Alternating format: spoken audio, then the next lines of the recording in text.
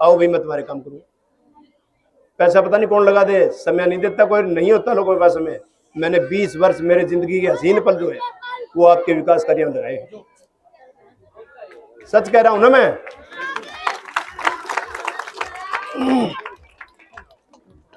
एक तरफ तो इतने कार्य करने वाला प्रत्याशी आपके सामने, और दूसरी तरफ जो प्रत्याशी खड़े हैं हमारे ही भाई है कर यही के, किसी प्रकार का योगदान है बताओ, एक पैसे का योगदान है बता दो उन प्रत्याशियों का कि ये योगदान है उनका, जीरो है।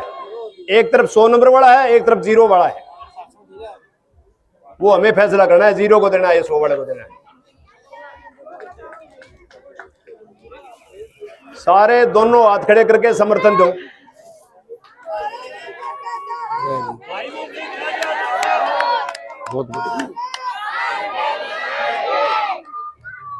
भाई जयप्रकाश जी का नारा बोलूंगा, कांग्रेस पार्टी का बोलूंगा, हुड्डा साहब का बोलूंगा। वो नारे में ऐसी गूंज बुलानी है कि पूरे वार्ड में यूं पता लगे सभा हो रही है कहीं।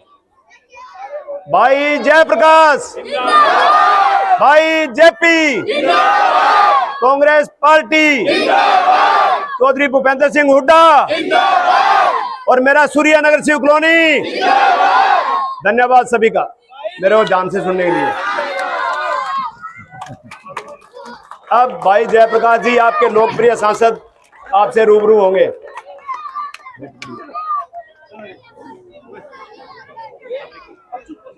हमारे छोटे भाई वीर सिंह चालिया जी मंच पर विराजमान, हमारे साथीगण, प्रधान से डरवा दियो। सूर्यनगर के सजनों, देवी और प्यारे बच्चों, नाम लेके मिला दियो। मैं कई देर से ठेकेदार ने नाम लेके मिला दियो। हमारे भाई वीर सिंह का बयान पढ़ रहा था, भाषण सुन रहा था।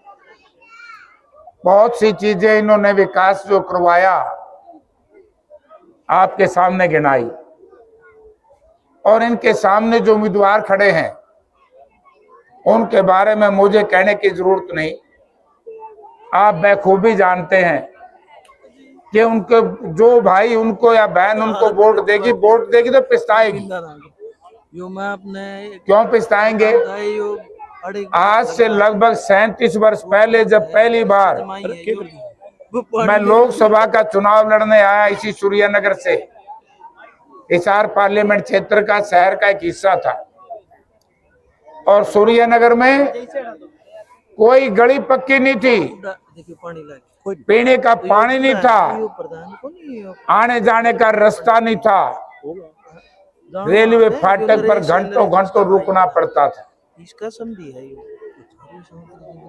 और जैसे ही आप लोगों ने हमें वक्तन बेवक्तन कई बार मौका दिया, लेकिन मैं दो कह सकता हूं, 2004 से लेकर के 2014 तक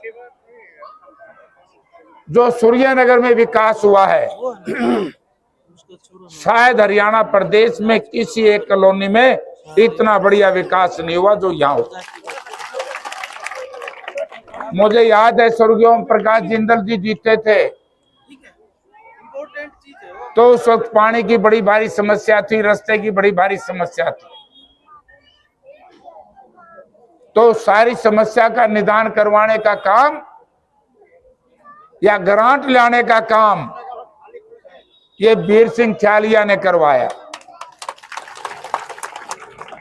मैं जब 2004 में एमपी बना, हमने इसलिए वीर सिंह चालिया को मॉनिटरिंग कमेटी का चेयरमैन बनाया हिसार पार्लियामेंट। यानी कि अब एक बात कहते हैं, शायद कहते होंगे, बोला भाई गवर्नमेंट तो बीजेपी की है, ग्रांट कहां से लाओगे? 10 लाख के सीसीटीवी कैमरे तो लाग गए होंगे भाई।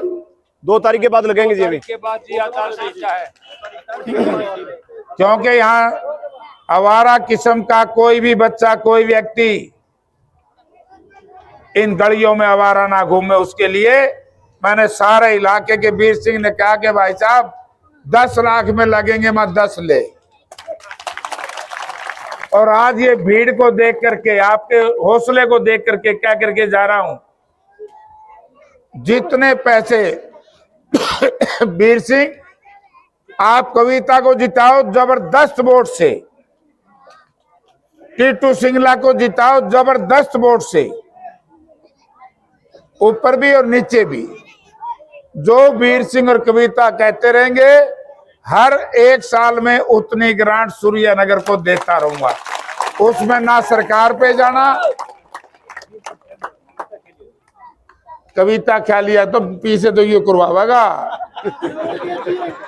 और आज फिर कह करके जा रहा हूं, शायद आप लोगों को पता नहीं होगा, क्योंकि ग्रांट मैं कौन होता हूं देने वाला?